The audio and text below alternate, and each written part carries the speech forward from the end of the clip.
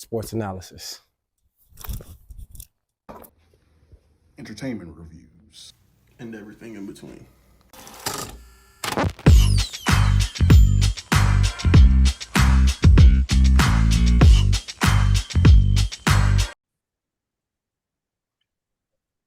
Yo, what's that word? 32 Minute Podcast, episode 82, big 82. Second one of the year. How you doing tonight, my boy? Good, chilling. What's up? Now, y'all go check out the site. Go follow us on all our socials, 32 Minute socials on TikTok, Instagram, Facebook. Join the group, 32 Minute Dynasty. If you play college football 25, go check out all the content we've been dropping, man. We working this year. We elevating, we working. And like we do every episode, we're going to start off with the Reddit warm-up for y'all. And before we begin, y'all already know I'm wearing a hat. I mean, I got to go get the cut. But our Reddit warm-up going to be, what's your comfort show you rewatched a million times? Let me think on that. Let's see. It's something that I probably never get bored of, too. While you thinking, I know mine off top. Comfort show that I watch, Dragon Ball Z. Like the whole Dragon Ball Z, Super, or manga, whatever. I can always I'm to the point where I can turn on Dragon Ball Z and just let it play while doing something else. Like it's just something that I just always go back to. I know all the characters, know their backstory. I'm a big Vegeta fan. I'm a Vegeta guy. Everybody's a Saiyan fan, but I'm just a Vegeta guy in general. That's my favorite character. I think he has massive character development with me being an author. That's what I love in a multitude of like TV shows and anything that I'm consuming content wise. I just love character development. So I love characters like Vegeta, of course. Another one is Naruto, anime in general, but love Naruto as well. My favorite character on Naruto is the GOAT Itachi. I plan to get like a combined tattoo with him. The tattoo artist you watching this, hit me up, you know what I'm saying, and quote me on some prices because I'm definitely looking to get that in 2025. What about you, my boy? What's your comfort show you go back to a million times? Yeah, I'm probably gonna have to go with So I watch it to this day still. 2.5 Men with Charlie Sheen. Yeah. I like the comedy stuff or the inappropriate comedy stuff. Yeah. Something that's gonna get me rolling. Like another thing, it's not really shows, but like the American Pie movies. Yeah. Just how stupid they are just be cracking me up. I can watch stuff like that all day. But as far as like, because there be some cartoons that I still be watching too as a grown ass man. Like, like What's New Scooby Doo.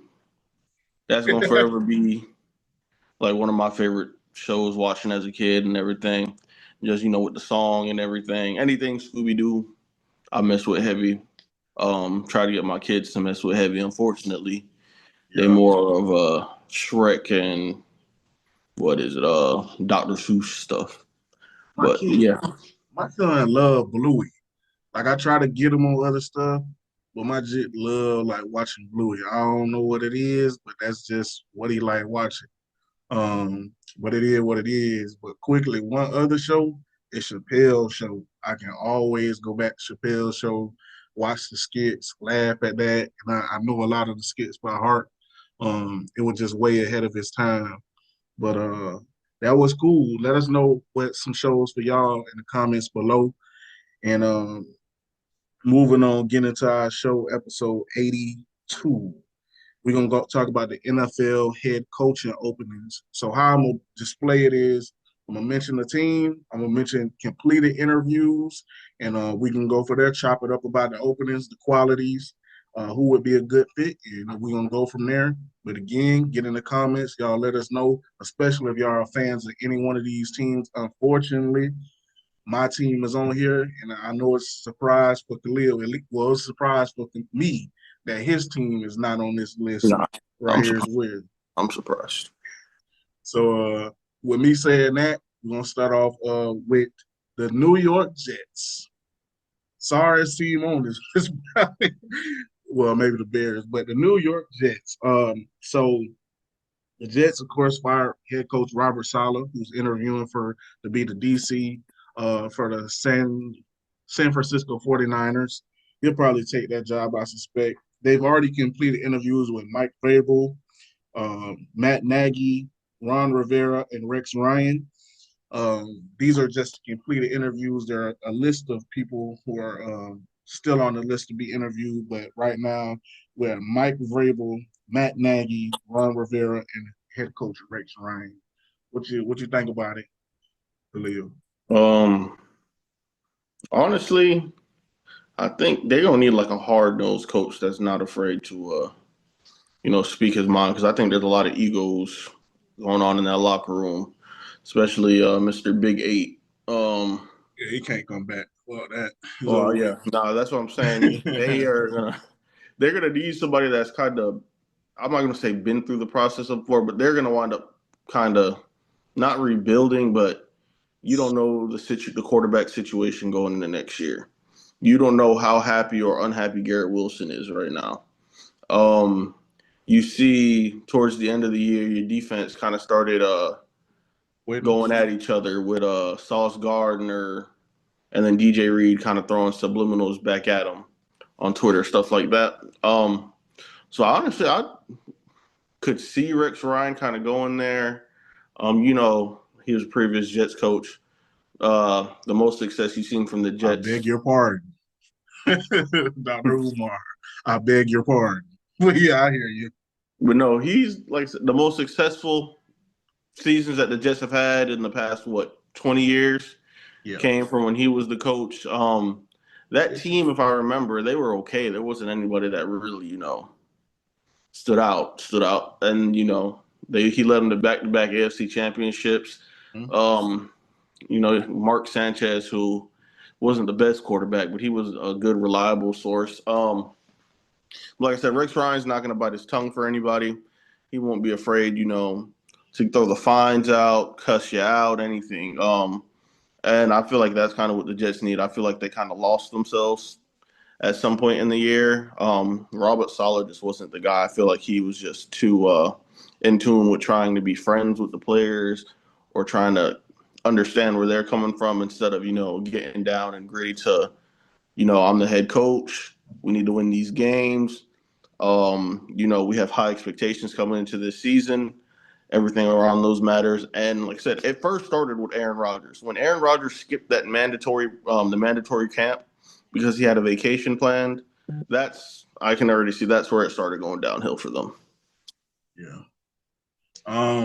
I would say as a Jets fan, this list of candidates, besides one is ass. I got a lot of respect for Rex Ryan. I got a lot of respect for Rex Ryan, but I've been clamoring for the last few coaching searches for us to get an offensive coach. The Jets, we're gonna have a solid defense. Even Robert Saleh had us playing the beginning of the season, borderline elite level defense, top 10 level defense.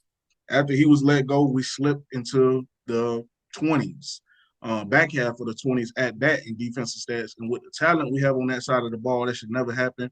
I understand we lost Jermaine Johnson for the year, but that still shouldn't happen with how we draft and how we developed. I just want an offensive coach because I'm ready to see movement on that side of the ball. Since the last time we made the playoffs, that has been our problem area. There has not been an offensive star on the side of the ball. Of course, we had guys that made a few Pro Bowls and Garrett Wilson, Brees Hall, be lucky to make, not lucky, but, ascending player on that side of the ball. But we need somebody to bring that all together. Now, I agree the defense, they've been bickering at each other, and that's embarrassing. But I'm just all for an offensive coach. Actually, it hurt my feelings to see the likes of Matt Nagy that we're interviewing who got fired from the Bears. Ron Rivera, he's a defensive guy. Rex Ryan, he's a defensive guy. I'd love to hire a Mike Vrabel because I trust him to build a strong offensive staff as well as handling the defense side of the ball. But I think he's probably the primary candidate for another head coaching opening that we're going to be talking about here soon. So I don't see that as realistic unless owner Woody Johnson comes with a bag. And hopefully he's willing to let the head coach and we fired our GM. So when we hire a GM, he's lets the football guys run the operation instead of having a say so in other individuals from the Johnson family who have been rumored to have input on our personnel decisions, coaching decisions, and things of that nature. So I'm excited to see who the Jets hire, but I'm also tired of always hiring people. It's a sign of a dysfunctional organization. And sometimes it sucks to be a fan of dysfunctional organization. But moving on. Hold on, let me wipe my tears real quick. Moving on. Let's talk about the New England Patriots. So far, they've completed interviews with Pep Hamilton, um, Byron Leftwich, and Mike Vrabel. Mike Vrabel. How you feel about those candidates and the situation where they fired Gerard Mayo? First off, yeah, let's talk about that. Well, first off, I know they tried to groom him to take over after Belichick. Mm-hmm. And I don't know what they were expecting from him for this first year because they had a terrible season with Belichick. Yeah. And then, so you're bringing him into a dumpster fire already. So you should know Drake May, like you said before, I feel like he was probably the most NFL ready quarterback at the time of the draft. He does show the flashes of everything. He's great and everything. But just him. Ain't got nobody to throw to. Yeah, that's what I'm saying. Just you can't like I don't understand how you fire a guy that you gave nothing to work with, like literally nothing to work with. And they didn't even finish, they finished what? I think they didn't have the worst record in the league, but they had one of the worst teams. You ask me. One of the worst records too. Yeah, their offense is terrible. Yeah. But they showed flashes of what they could be if they got some pieces. Obviously, it's going to be a rebuild, and I feel like for them to kind of just dump him off, he was kind of what you should say, the scapegoat. Yeah, he was scapegoated, and it just doesn't make sense to me because I don't expect the Patriots to be competitive next year either. Yeah. So, but I think Mike Vera I like him for that job. Just what he brings to the table, coaching experience, playoff experience. Don't feel like the way he was let go with the Titans was how he should have got sent off for everything he's done for them. Big victories, big playoff victory against the Ravens. Really good coach. He's been around the block. He knows he's a player's coach. Players love him. You never hear anything bad about him. He's always going to keep it real. And I think with the Patriots, that's what they need, especially with the best part of their team being the young guns. They need somebody that's been there, done that, knows the game in and out, knows what it's going to take to get to that elite level. He's, like I said, he's been around playoff football and everything of that matter. Yeah, I feel because the reports are they basically let Gerard go because Mike Vrabel is available. I believe he was available when they made the hire for Gerard Mayo. And also, both of them are Belichick disciples. Now, of course, one could be more prepared than the other one. Obviously, he was leading the Titans to playoff success, and we saw what happened when they fired him. They have the number one pick in the draft. So they got the number one pick, and it shows when you're a dysfunctional franchise. Titans, they were making all these big free agent roster moves, and it got them the number one overall pick. So when you let good talent go like that on the coaching end, I understand why the Patriots felt like they needed to make a change when a head coach of that caliber was on the market. But what I don't like is why position it like you're grooming a guy to come over to take over, in my opinion, the second greatest NFL coach of all time, in Bill Belichick, and then don't give him a chance. This is going to be a hit to his potential resume going forward, getting fired after a year. Um, other ownership groups might look at it as incompetence. Hopefully, they look at it as incompetence from that ownership group, even though, quite possibly the best ownership group of all time.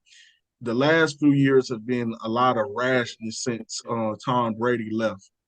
Sure. And honestly, I only think they interviewed Byron Leftwich and Pep to fulfill the Rooney Rule. I do think they're going to be the ones to land Vrabel. I would love him for the Jets, but I don't see a situation where he passes up going to a place where he has had so much success and so much history with.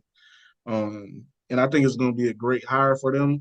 And I think it's going to be a great system for Drake May to flourish in if they can get him the talent that he needs to succeed. I'm not sure exactly off the top of my head which pick the Patriots have in the draft. But regardless, I expect them to pick on that side of the ball, whether it's on offensive side of the ball, whether it's getting him protection or weapons to get. I know on that last day that the Patriots ended up winning their game, so that knocked them out the first overall pick. Which we know a lot of QB hungry teams would have probably moved up to grab that pick that would have helped them with draft capital, or they could have stayed and potentially drafted a player like Travis Hunter, who would have made a great cornerback tandem with Christian Gonzalez, and would have probably been the number one receiver for the Patriots as well. So that's how I feel about the Patriots. Y'all let us know. It's a lot of Bro, first off, I'm talking to the Giants management here, bro. mm-hmm. Please, bro, y'all got the third pick. Please do the right thing. Travis Hunter, I feel like will be there. Please draft Travis Hunter, bro. Mm. The quarterback situation is not going to be fixed in a year. Between Shador and Cam Ward, like I said, they've had great college careers, but I just don't think they're going to come in and make that impact that Travis Hunter can make for us.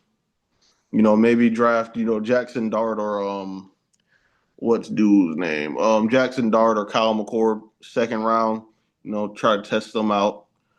But please, Travis Hunter, that's what we need. Please. Speaking of the draft a little bit, while we move on down the coaching ranks, did you know that Carson Beck returned? I mean, he entered the transfer portal, like I pulled out seen. of the draft, Yeah, I seen. supposedly going to Miami. That's they. I know his girl attends Miami and stuff like that. So I ain't gonna lie, that's a big move from Miami. Like I think I'm higher on Carson Beck than uh the usual average fan. I don't think He's he's a not bad. superstar. Yeah, I think he's a good quarterback, and obviously it was a good system. Cam Ward is a good quarterback. To me, he's not a number one overall worthy quarterback. Neither is Shador, but I digress. But it's just interesting to see if he lands at Miami. I'll definitely get my boy on Joe, who y'all seen on a few episodes, and we'll chop it up about that. Because that's a big move, and they're the favorite to land that boy. Beck, Carson Beck. Moving on, I'm a native. I've been here a few years now. It's been a couple of years of decency and a couple of years of bullshit. And we're gonna talk about the Jaguars. Now the Jaguars have interviewed Aaron Glenn, Liam Cohen, Kellen Moore, Todd Munkin, Patrick Graham, Robert Saleh, Joe Brady. Damn, everybody. I'm gonna just leave it there for now. How you feel about Give me 1 second. Look this up. I don't know if you want to go first, but I lost my web page. that? Technical difficulties. Right now.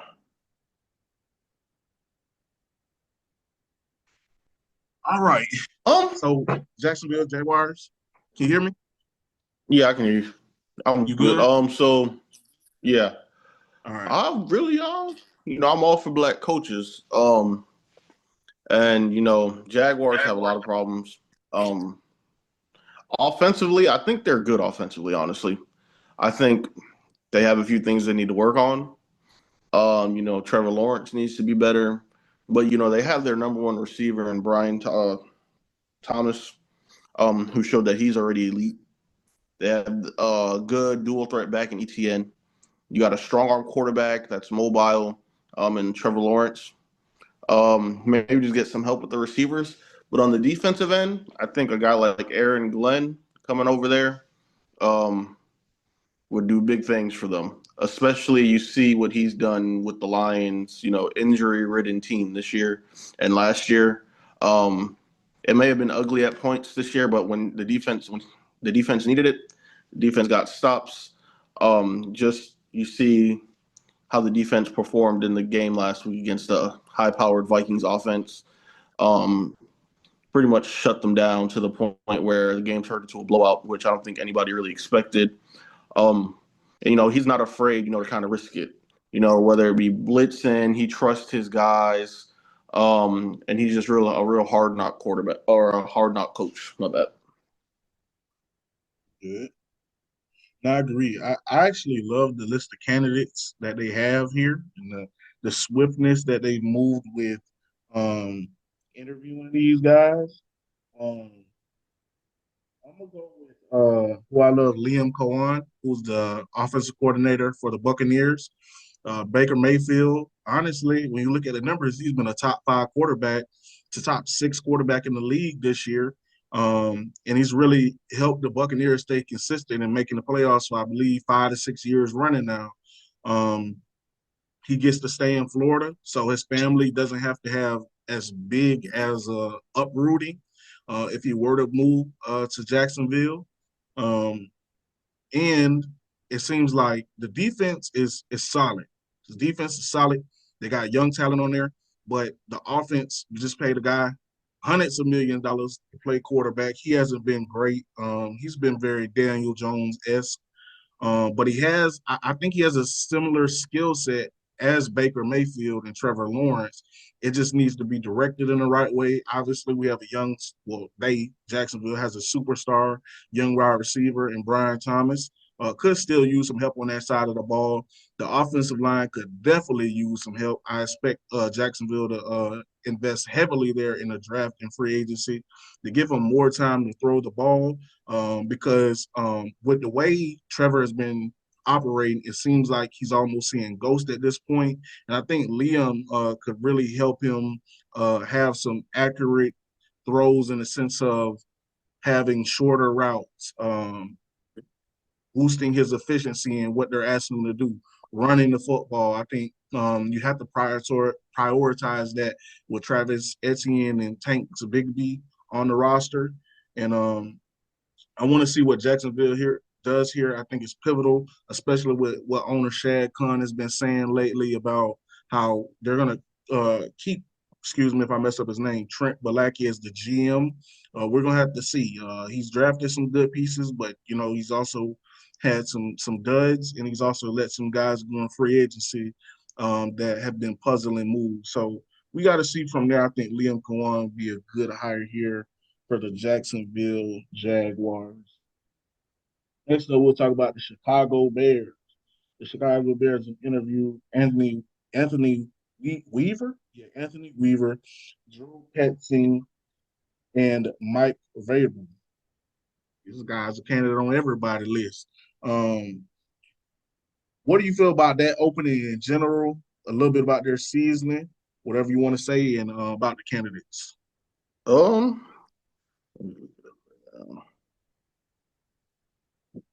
Well, I'll go first. who were the coaches?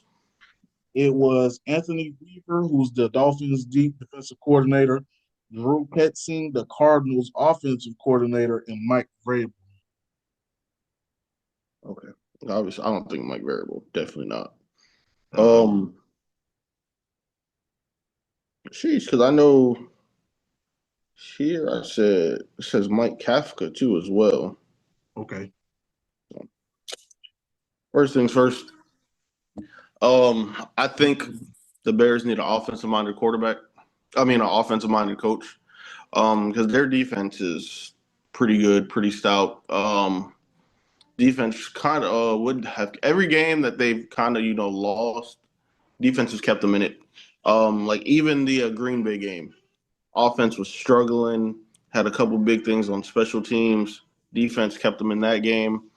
And I think that you kind of need somebody to get Caleb Williams to unleash the ability to get to the top because you got all the pieces on offense. I mean, you got DeAndre Swift, you got Keenan Allen, you have DJ Moore, you have number one quarterback from the draft, or the number one draft pick in Caleb Williams. Yeah. Yep. You have Cole Kmet. You have good receiving options. I just don't know how it doesn't translate to the game. So with that being said, let's see. So I know they were saying that they were looking at a couple different things. So when I think of this offense and what it could be, it's more of another thing too. I want to say, because I know it says they interviewed Pete Carroll as well. Okay, yep. Oh, yep. So I wouldn't say probably Pete Carroll. I don't think Mike Kafka is going to do anything for their offense. I mean, look at the Giants' offense. I think he got his duties relinquished at some point in the year as well. But I take Pete Carroll. He's a guy that's been around the block. Yeah. Seen what he was able to do with Russell Wilson, and even just the receiving core that he's dealt with before. He had Doug Baldwin looking elite. Tyler Lockett was looking elite at one point. The other guy, Curse, I don't remember his first name, but Curse, he was elite. And they putting up numbers. On top of, I think he's an all-around great coach. I don't think there's really any holes when it comes to his coaching game. And I feel like having a guy like that, especially to kind of help build up Caleb Williams, would go and do big things. Both have that USC background as well. He's well respected around the league. And he's coming off a year where he just had kind of a clear mind. He didn't really have to think about coaching or anything. So I think, this is kind of like a rebirth for him if he could get the job. And I feel like he could propel the Bears to compete in that division, which seems like it's the toughest division right now. They have 3 teams in the playoffs. I think out of all the games and everything, I think the whole division lost a total of like 12, 13 games somewhere in there. So those came from the Bears. Yeah. And even there, they were in a good amount of one-score games. So yeah, they lost on a Hail Mary to the Commanders. I think Pete Carroll's a solid choice. I wouldn't have a great issue with that, but I truly think that the best candidate for this job they haven't interviewed yet as of yet, and that's Ben Johnson. Like my dog said, everything is set up in this offense. Decent offensive line could be better. I expect them to spend resources on that in the draft and free agency.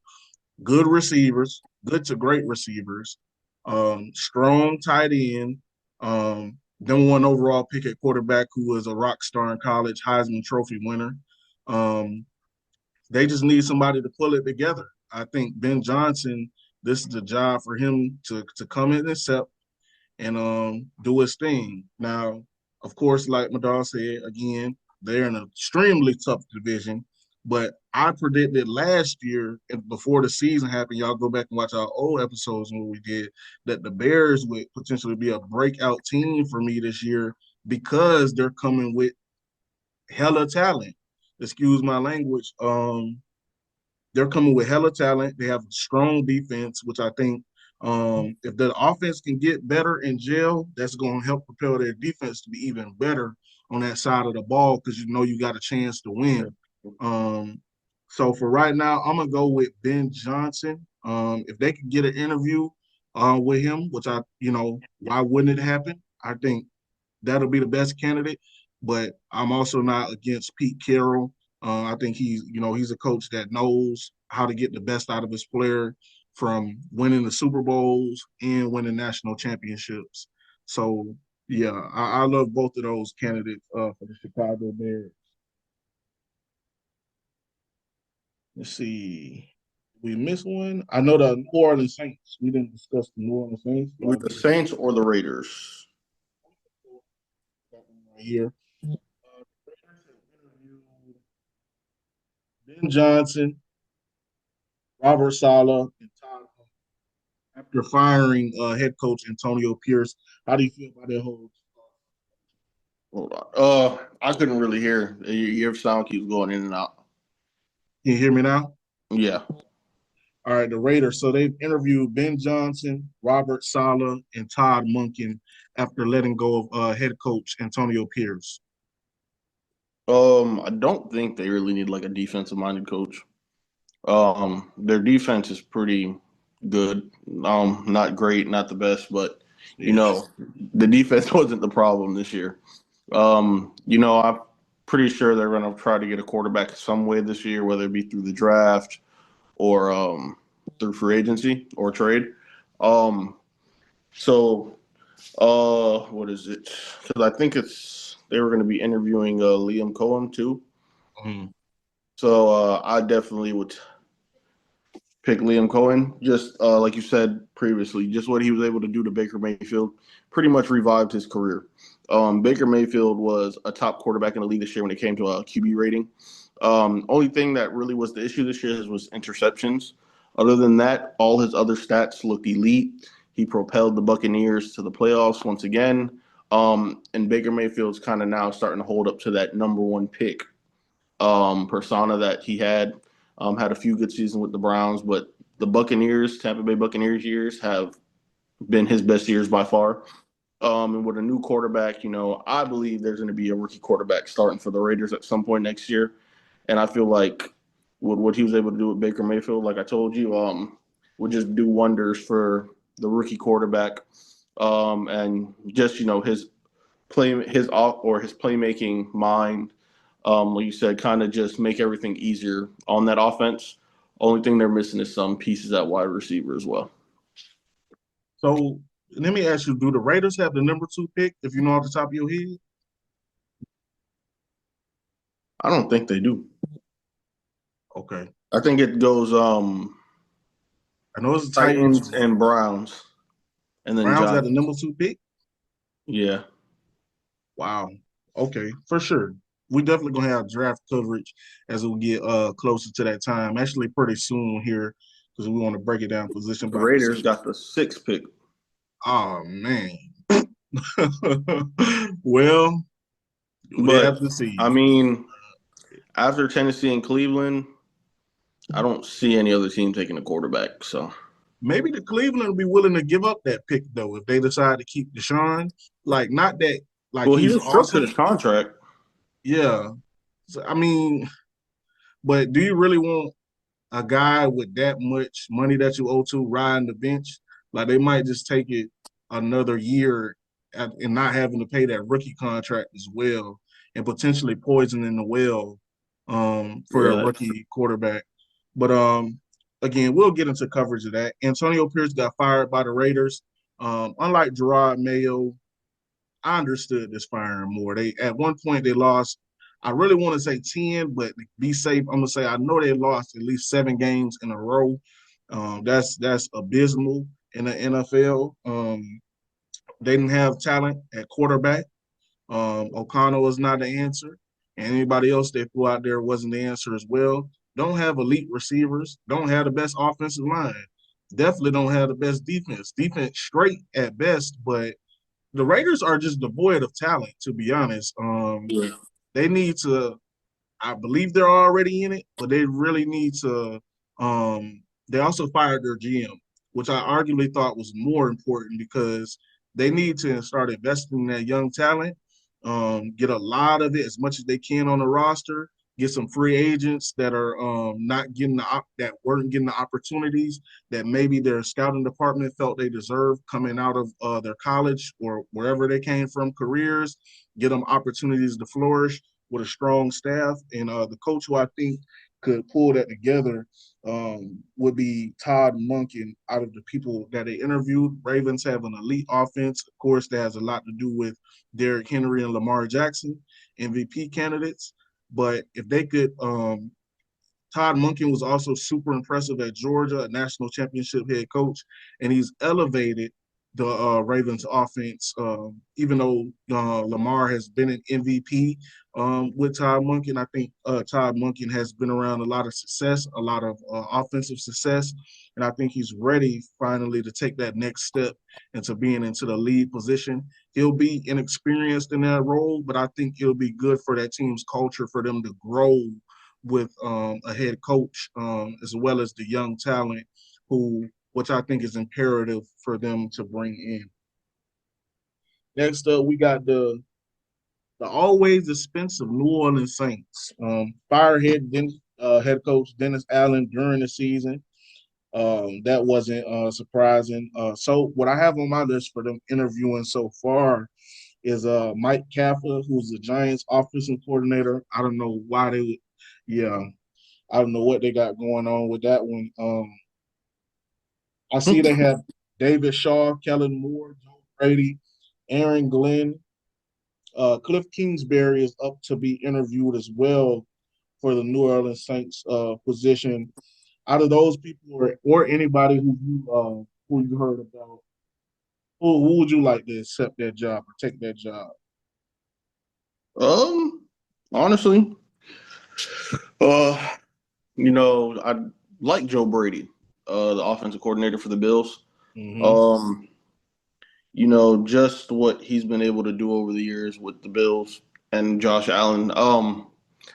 Especially with the offense this year, I had low expectations for this offense. Um, and for the offense to produce what it does or what it did produce this year, definitely is a credit to him. He had Josh Allen playing the best football of his career.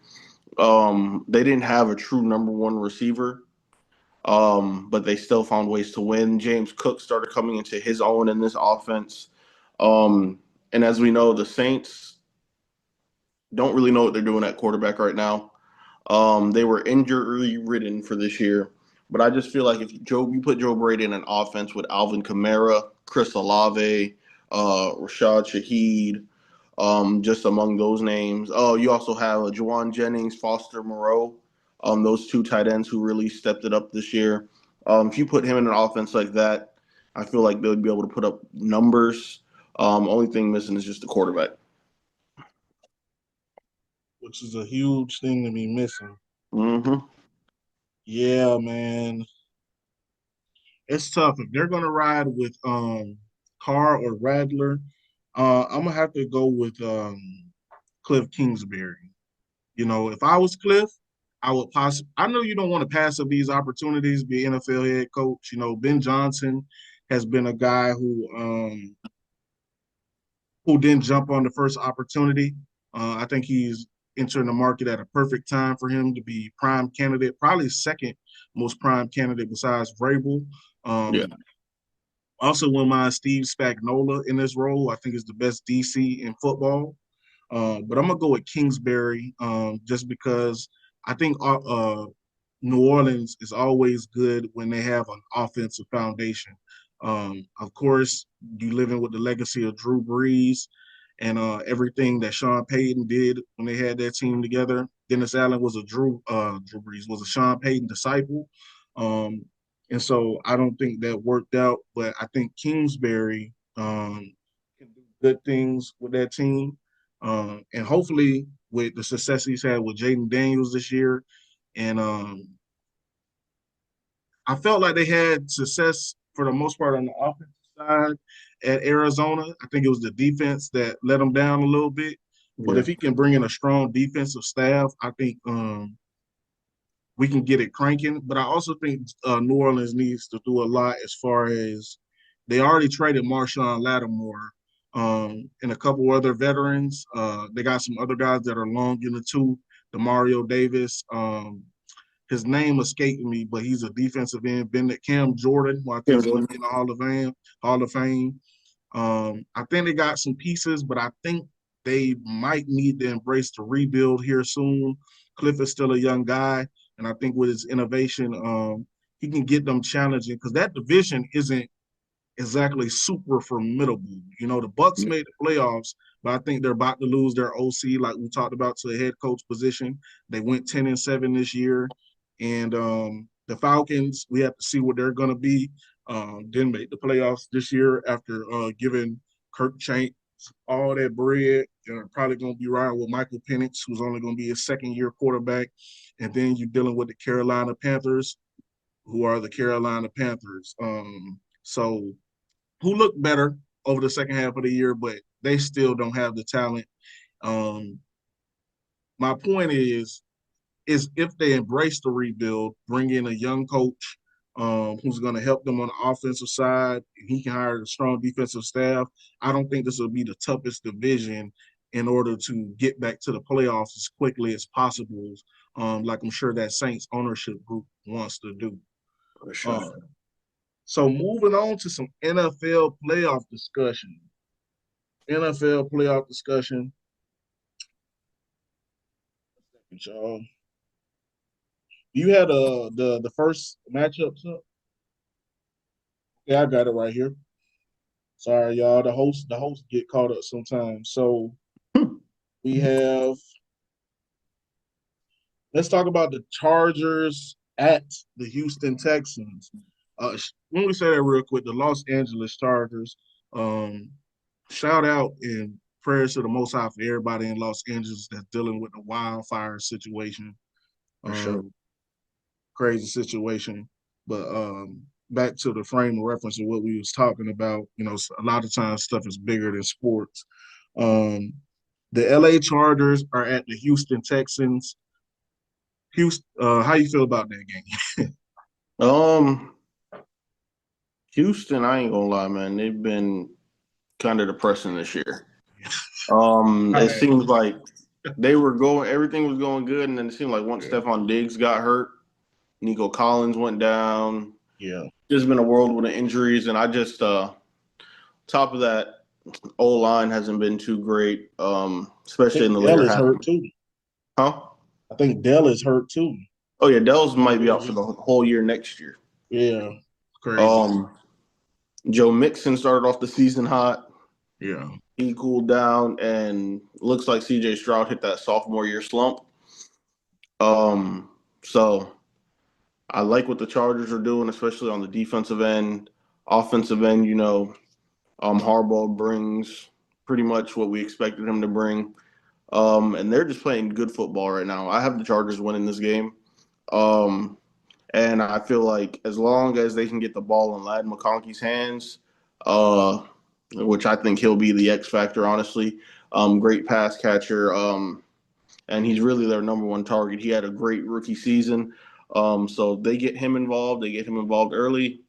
I think they can go ahead and pack up the Texans. I feel it. I feel it.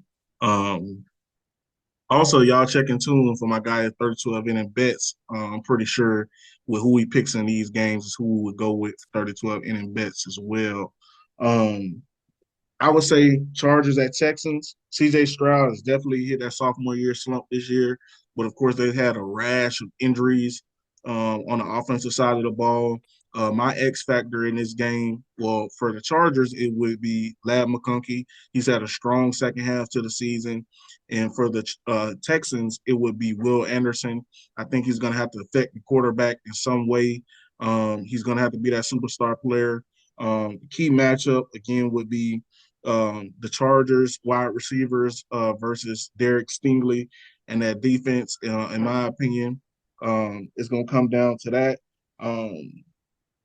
And as of right now, and I think the key to this game is going to be how well each team could run the football. Obviously, That's what I was going to say. Run game. Yeah, run game's going to open up a lot in this game for one of those teams. Yeah. I think both these teams are good at play action. So we're going to see how that plays out in this game. I think it's an underrated game for the weekend. As I say, it's tough to pick with this one. I'm going to go with the Houston Texans to win this game. I think the home field advantage is going to give them a slight boost in this game.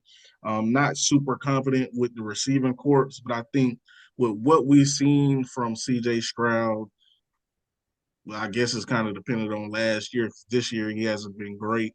Um, I think if he can pull it out, Mixon maybe could have a decent game if the O line blocks to their potential and what they can do. Mostly, I'm just picking the Texans because it's at home, and I think it's been a great year for Jim Harbaugh and the guys. But it's a toss up. But right now, that toss up for me is gonna go to the Texans, and my boy picked the Chargers. You see the next game, and these are all on Saturday. So this podcast will be uploaded Friday. Look for evening to towards the night, and then catch it early Saturday on Friday as well, so y'all can get y'all predictions in. We got the Steelers at Ravens. Great game as always. Steelers at Ravens. What's your thoughts on that game? I think the Ravens are just hot right now. They did take a big loss with Zay Flowers. Yeah. But Lamar makes any receiver on that team, whether it be tight end or receiver, he just makes it a point to where they're a weapon. They still have their greatest two weapons in Lamar and Derrick Henry. Mark Andrews has been a reliable catcher this year again. You have Isaiah Likely out there making plays. Rashad Bateman, deep ball threat. Um, I know the Steelers' defense is good, but I think their offense is only putting up like 13 points a game right now. Their offense seems out of whack. It's tough, like you said, because Mike Tomlin's never lost 5 games in a row. Mm-hmm. So you said it's tough to that aspect, but I got the Ravens pulling it out. I think they're too hot right now. Like I said, I think Lamar has something to prove this year. Yeah. Me as well. As far as picking the Ravens to win this game, it's in Baltimore. Losing Zay was a huge loss. I think this made this game. At first, I would have probably had it 70-30 if they had Zay. Now, for me, it's closer to 55-45. Um, yeah, that works out numbers wise. 55-45 for the Ravens. Um, I think with Russell Wilson, obviously Super Bowl winning quarterback, he has experience in the playoffs. Steelers always a tough matchup with the Ravens. It's the best rivalry in the NFL, hands down, in my opinion. Um, but right now, I'm gonna rock with the Ravens. I think that running game is gonna be solid.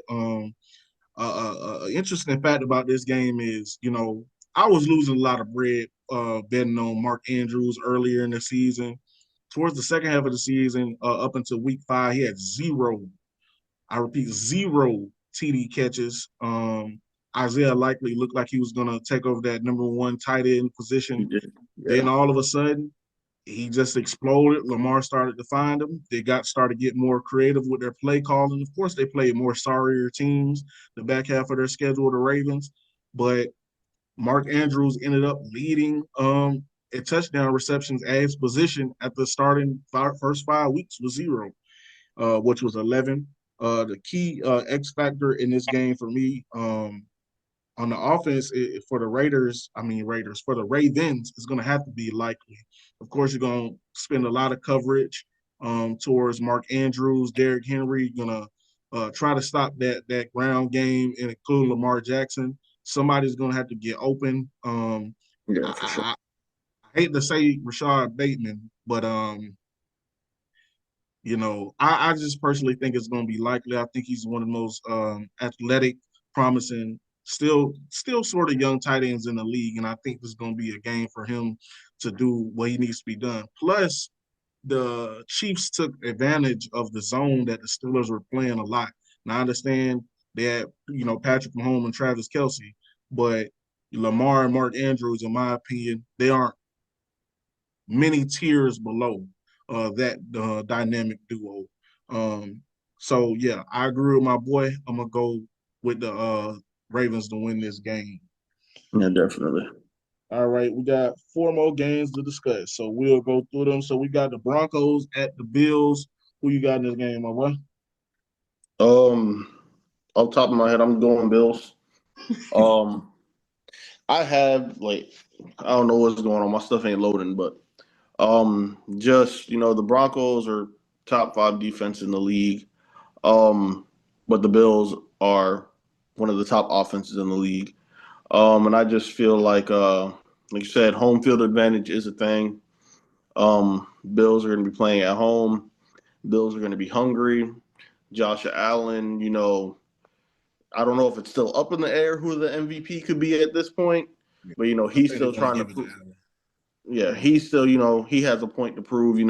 Everybody wants their shot at Mahomes and the Chiefs and the AFC Championship. Um, so I just honestly, I just don't think the Broncos are going to put up enough points. I feel like in order to beat the Bills team, this Bills team, you're going to have to put up like 35 points. And I Yeah. just haven't seen that consistency from the Broncos. I mean, kudos to them. They made the playoffs, but I think ultimately Buffalo's going to be their last stop of the season. Yeah, kudos to them for sure. I think it was a major accomplishment making the playoffs. But I also don't think it's going to be much of a game. Um, Yeah. like you said, I don't think they're going to put up much points. Since they got Amari Cooper, the Buffalo Bills have basically been unstoppable on offense. Um, Yeah. Josh Allen has had an MVP worthy season. I think he might actually have the least turnovers out of the starting quarterbacks in the Well, NFL. he hasn't given up a pick six either since like 2019. So Yeah, so I mean, and he's a dual threat quarterback, and he's gonna do what it takes. They're the only team to beat the Chiefs this season, and they did it by 2 touchdowns. well, Um, yeah, that O line is crazy too.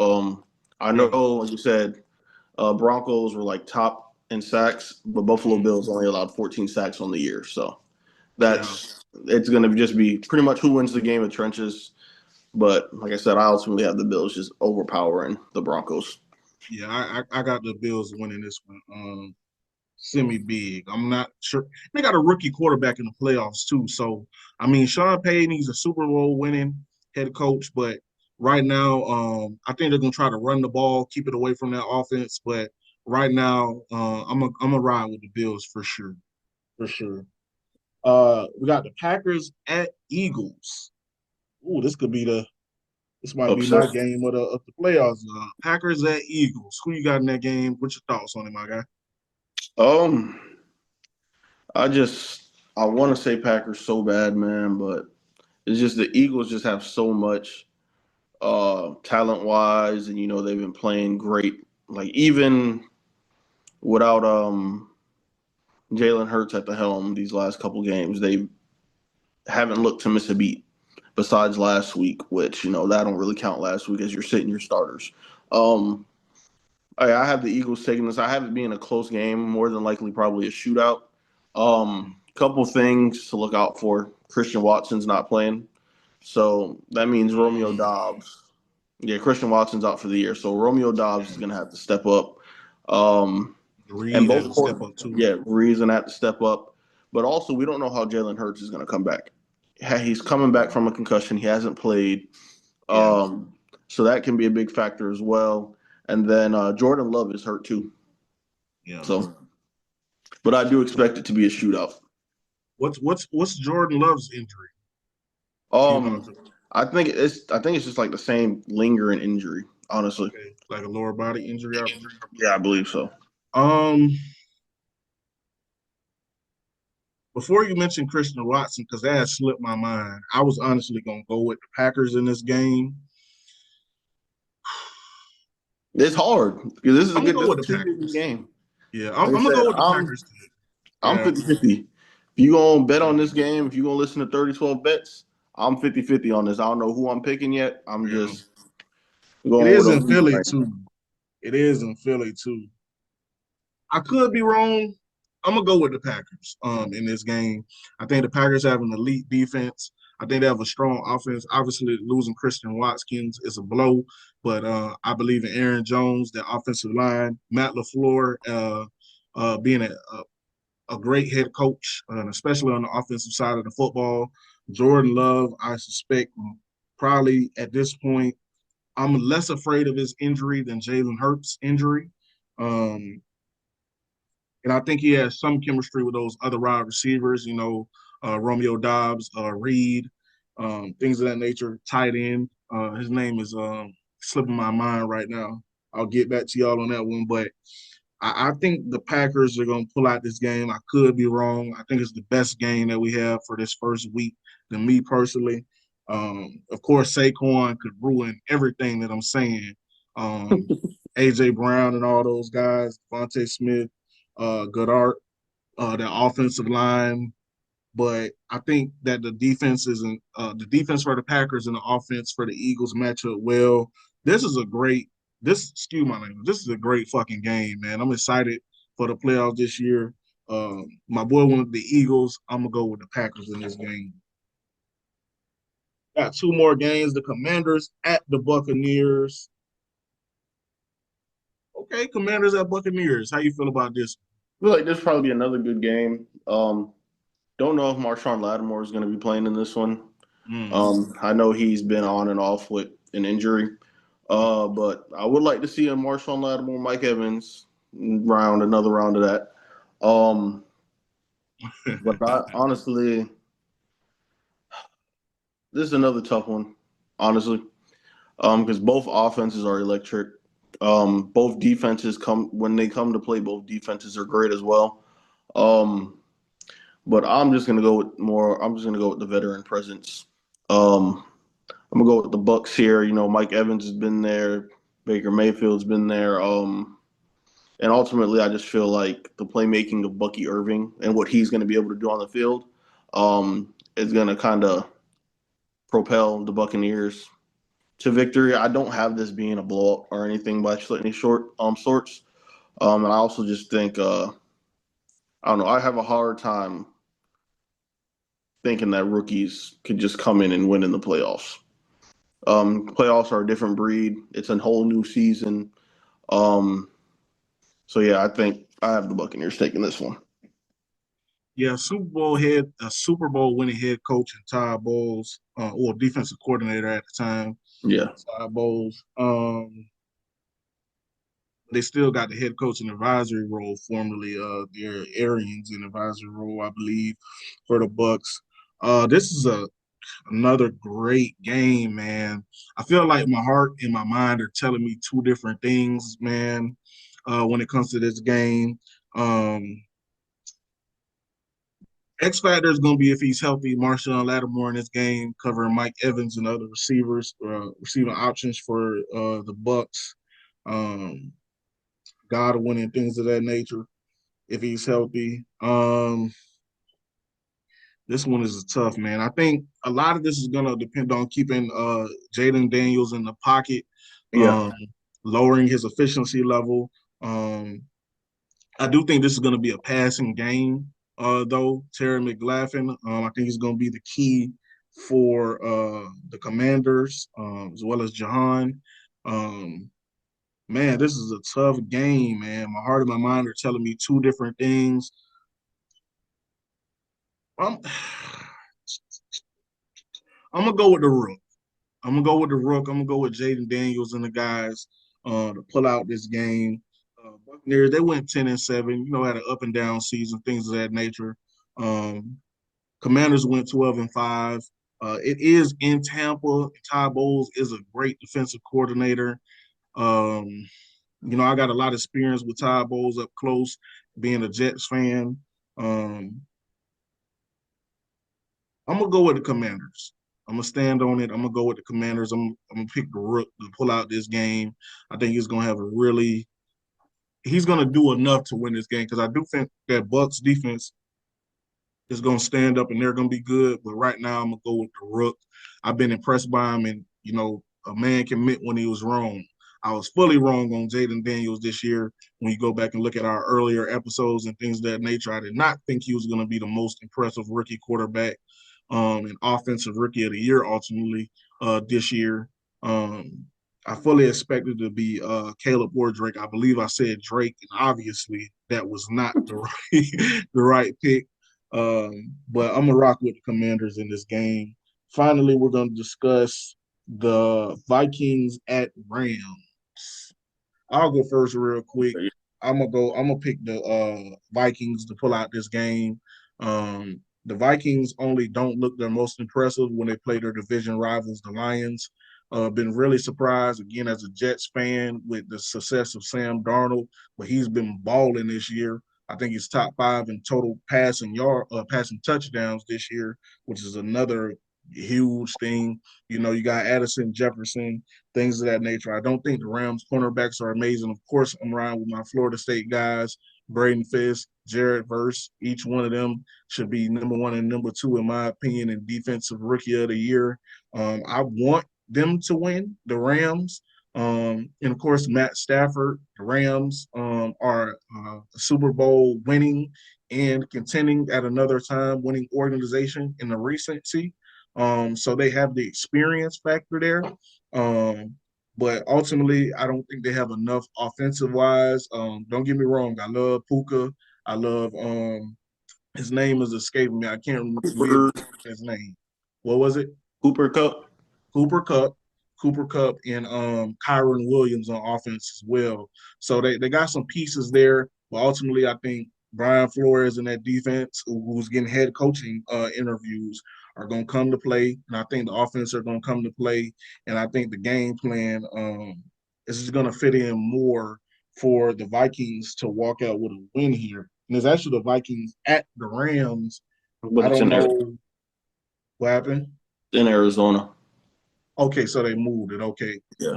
So they won't. I mean, they're still gonna have a home field advantage just because. I mean, Arizona, 4 or 5 hours away from where they're playing, anyways. But I got the Vikings to go on the road to pull out the winner.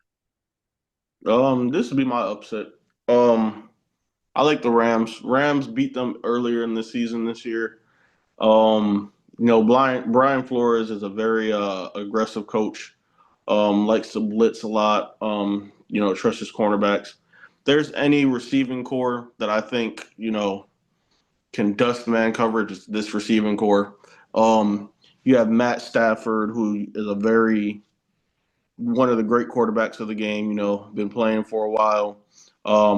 He's been around the block, so I feel like he's going to be able to kind of orchestrate around that defensive presence. And then just the Vikings, they've been struggling recently, man. Like you said, I'm not really worried about the Rams quarterback or cornerbacks either. When it comes to that, especially Justin Jefferson, Jordan Addison, it's more of I know for one. I think the left side of the O-line for the Vikings, they're playing with a second string in Cam Robinson. They don't have Christian Darrisaw, who was their Pro Bowl selection. Feel like he's going to have his hands full with Jared Verse. Feel like Jared Verse is going to get off this game. He's going to affect this game. So I really feel the D-line is going to be the big X factor in this game. Getting pressure on Sam Darnold is going to be what they're going to need to do, because from what I've seen, once Sam Darnold gets pressured, that's when he's at his worst. So as long as they can do that, I'm taking the Rams. I feel it. Well, appreciate y'all coming by. Again, this will be uploaded pre-playoffs for y'all to see. Get us the comments, let us know. Also going to be releasing some content tomorrow to allow y'all to make y'all picks. And with that content is going to come a shout out of your username on Instagram and TikTok, whichever one y'all rock with us on, in order to give y'all some recognition for y'all success if it comes that way. So we appreciate y'all tuning in. Episode 82. Appreciate you.